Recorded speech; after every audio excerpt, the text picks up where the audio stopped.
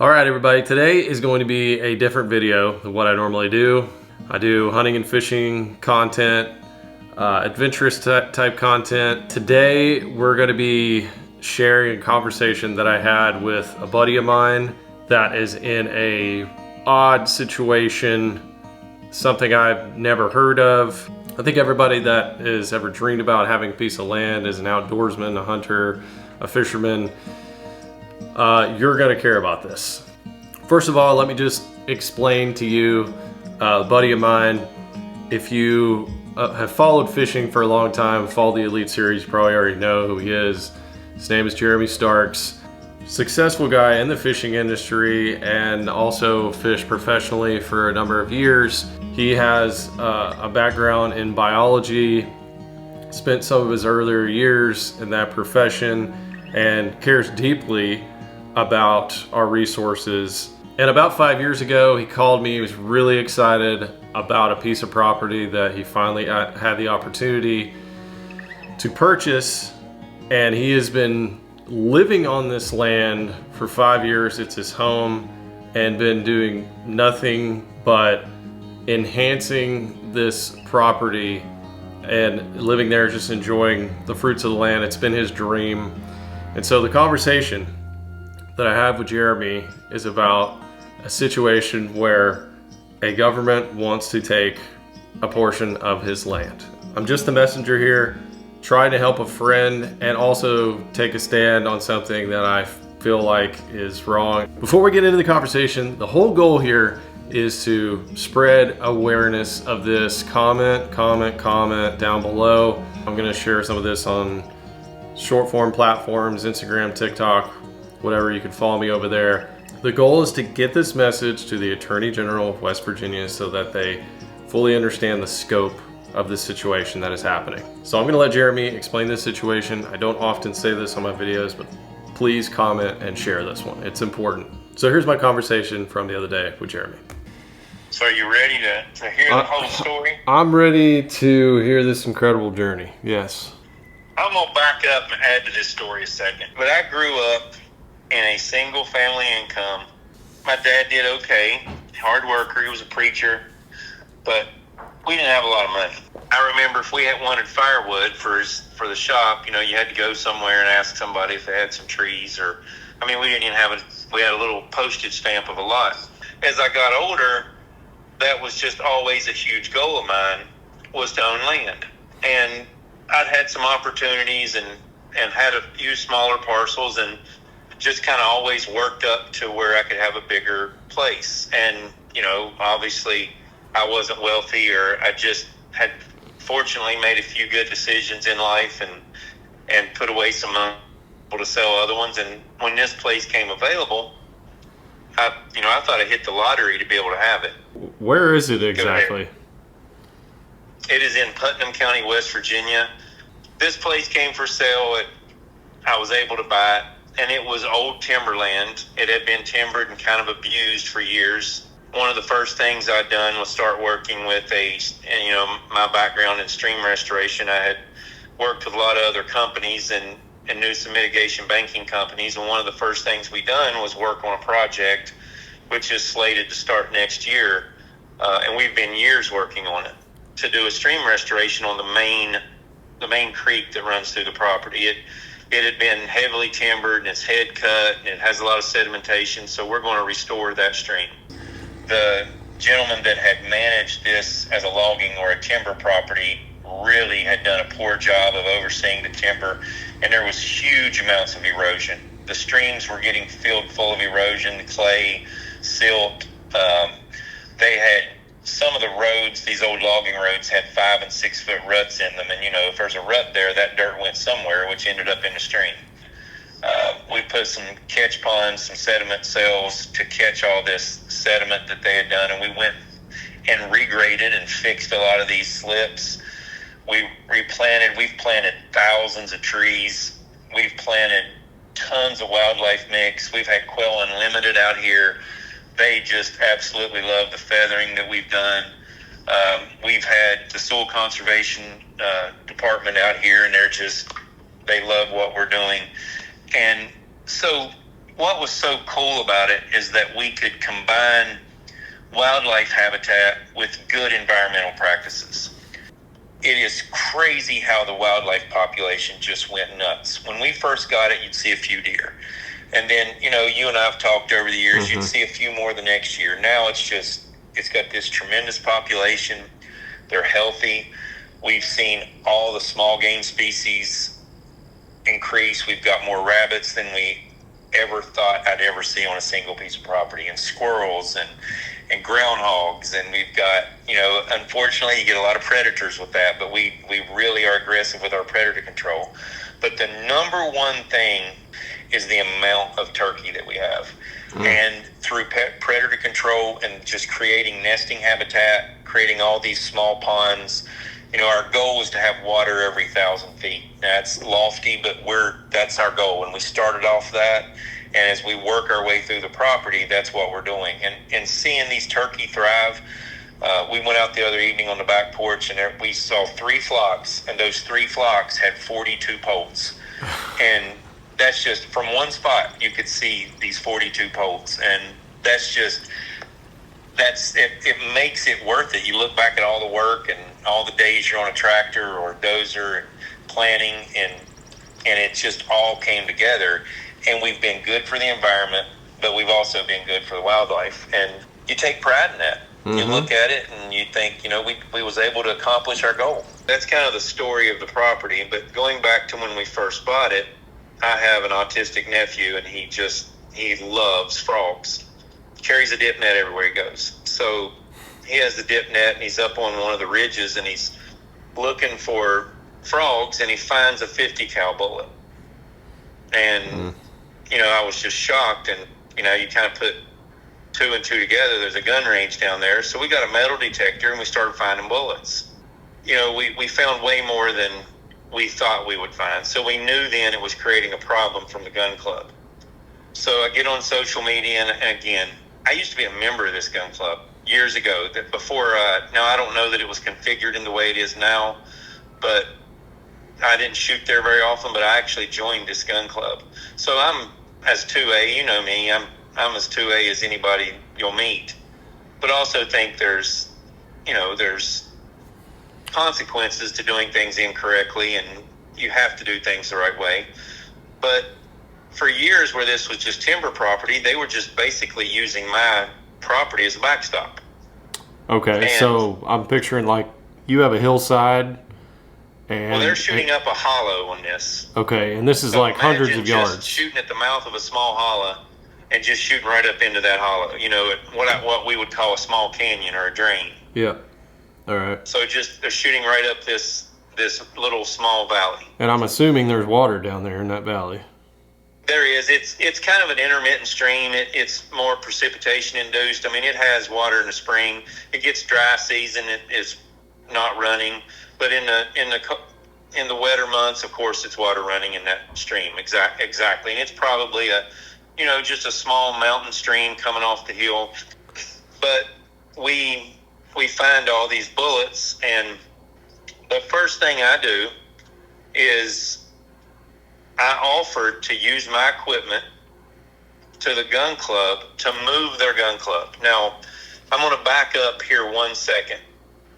When the attorneys got my deed and all this was kind of going on, they discovered that gun club, which was originally, my property was larger, the original owner gave the county 100 acres, but with a reversionary deed. The reversionary deed said that they could have that land as long as it was for a public park or public use. Well, they kept it a park for a long time, and then they didn't, and they leased it to the gun club to make a private gun club. Now, there's 2 things, and we're going to jump around a minute, but I think it's important to note here that the gun club's website, and I've got pictures of it, I've got screenshots of their website, said we are a private use gun club. It requires membership, blah, blah, blah. Well, since they started to try to take my land, apparently their lawyers have suggested and got with the county that you should say we're a public gun club, which is a complete lie. Their website now says we're public, but it's not. You still have to apply for a membership. You're voted on. You got to pay. And nowhere on earth is that public. Public means that you and I, if you want to come down and shoot, you and I could go over there and shoot.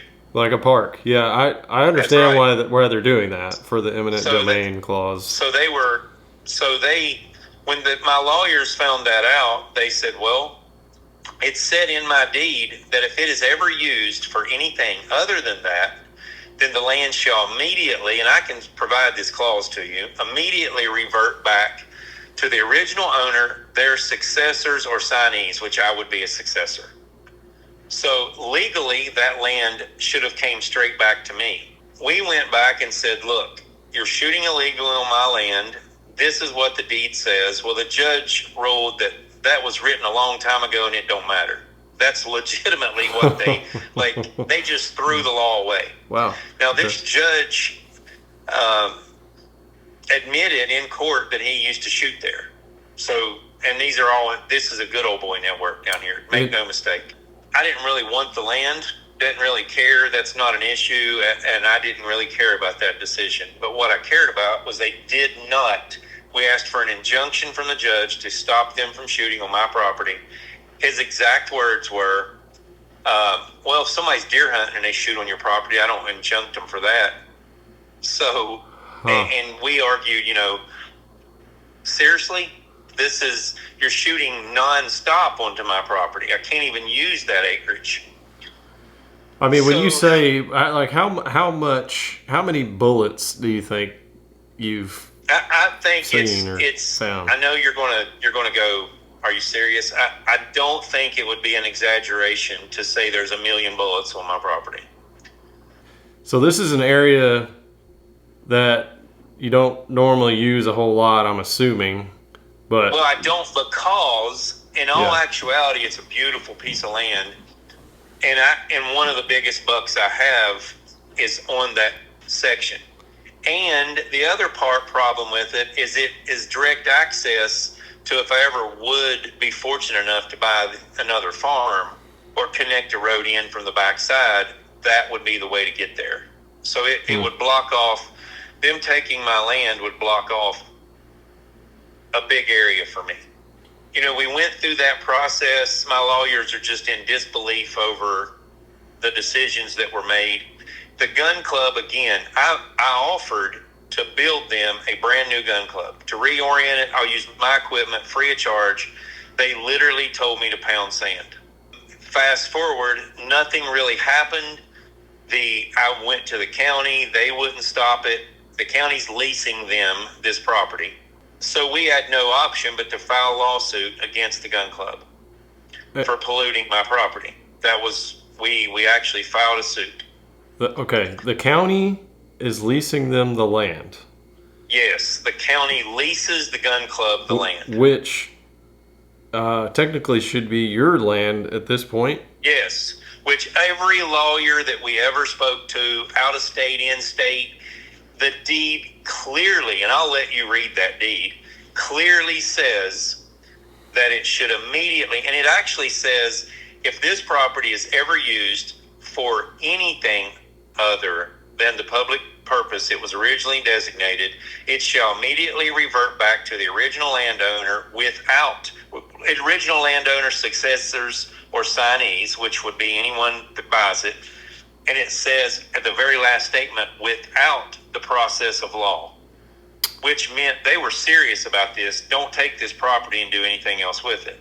So, as it states there, it doesn't even need to go to court. It meant you could just take it. Deed construction is, and if you read about this, is sacred with law, because if it's in that deed, it meant it's there forever. That's the whole purpose in putting it in a deed. Mm-hmm. So we file lawsuit for them polluting my property, and I can't use that section of property because of all the dangers associated with it. Yeah. We asked them to please quit shooting. They would not. Now, this gun club has nearly 1,000 members. They have no supervision whatsoever. So you could, there is, like, if you're a member, you can take a non-member up to 2 times. So you could go over there, take 2 people that's never shot a gun and go shoot a fully automatic weapon and just spray that whole hillside. There is no one there to stop you. Oh, there's not, like, open. Okay. Yeah, now I'm thinking about this a little different, because I'm thinking about, like, my local range where there's an officer. There is no one there. It is a big course with a gate, and when you pay your membership and join, they give you a gate code, and that's all there is. Go shoot whatever you want to shoot. They're basically shooting over this creek side, essentially, and they're just... Well, they've got some little berms there, but clearly they don't matter. I mean, ricochets. I mean, I was in the military, and when you go to a night range and you saw how many bullets when you're shooting tracers, and you see how they bounce all over the place.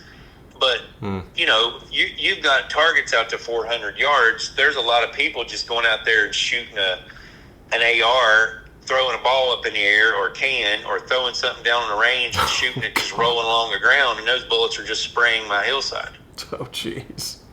So, you know, we had videos and showed them that they had posted on Facebook from previous members of, they had a little berm there, but they were putting the cans to shoot up on top of the berm. Oh. And even went to their lawyer and said, look, we just want this fixed. Like, quit shooting on our property, clean it up, and reorient your range, and I will bring my equipment and help you orient the range correctly. And they told me no. Well, the reason they said no, so now we get to the interesting part. So this lawsuit has been drug out. We still haven't made it to court. It's set for next year, the trial. We get a notice, and we couldn't understand why they really just didn't care. Nobody seemed to care. So Jackson and Kelly basically writes a letter and sends it to the Attorney General, lying in their letter, saying it was a public range. So the Attorney General, I can't blame him at all. Yeah, he doesn't know. He just saw that it was a public range, and he didn't know the story. So Jackson and Kelly, the attorneys, just write it. They send it to the Putnam County prosecutor.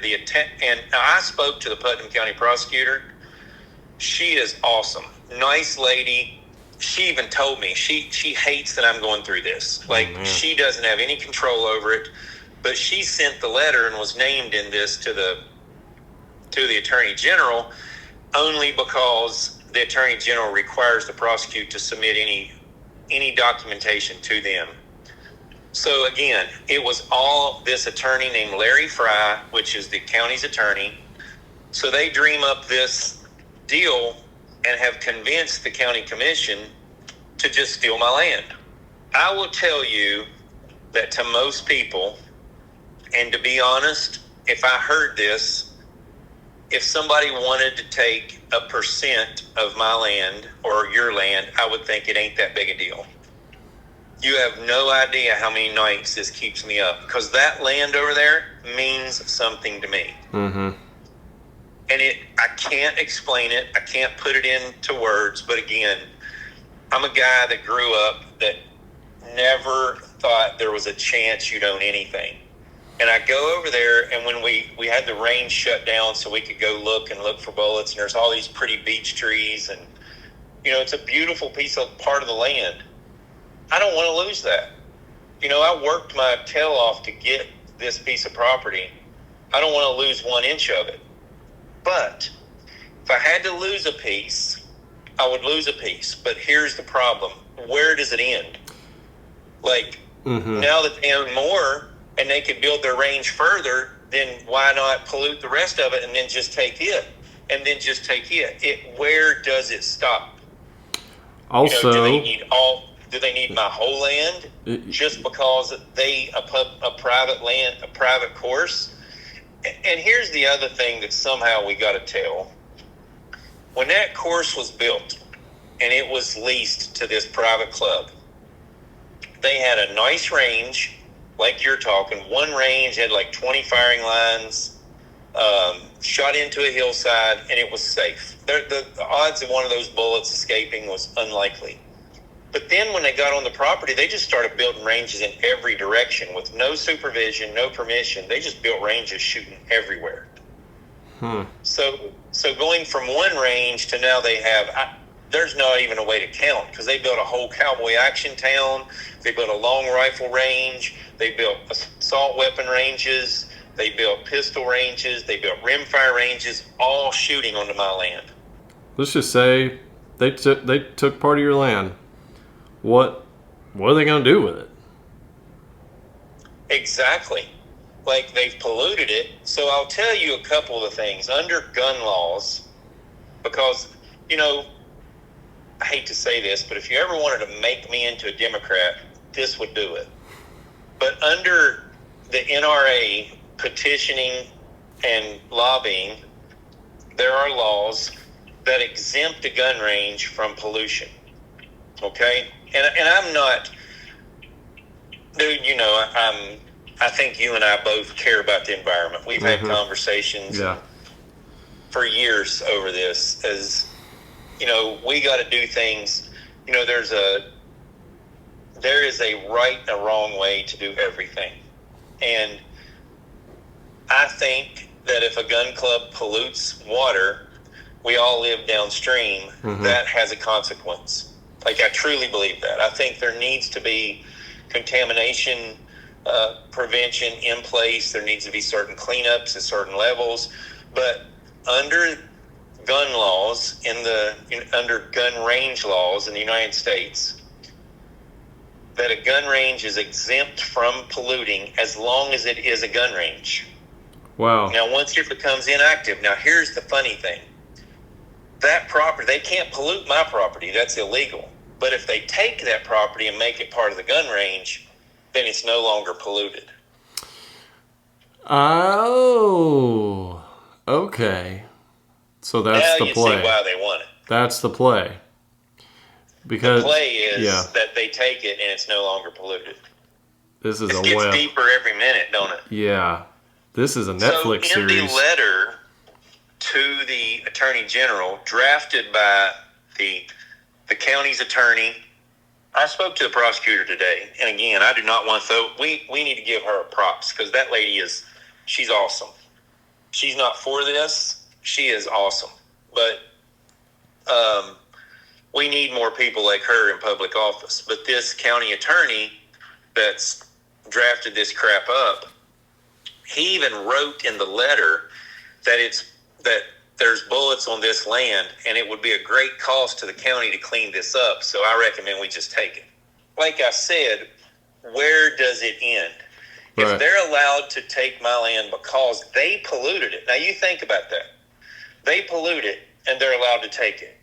And you have no idea where they're going to mark this off. If there's 50 cal bullets going... I have no idea, dude. Like, I mean, it doesn't matter. Honestly, I don't care if it's 1 acre or 20 acres, or it's the same to me. Mm-hmm.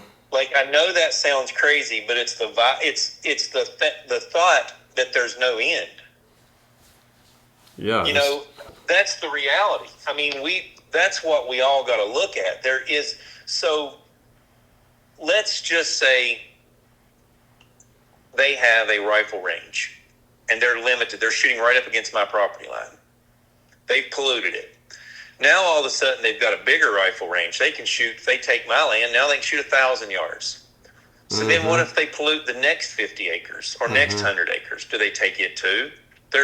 What would stop them if they done it once? Does this kind of shock you hearing all this?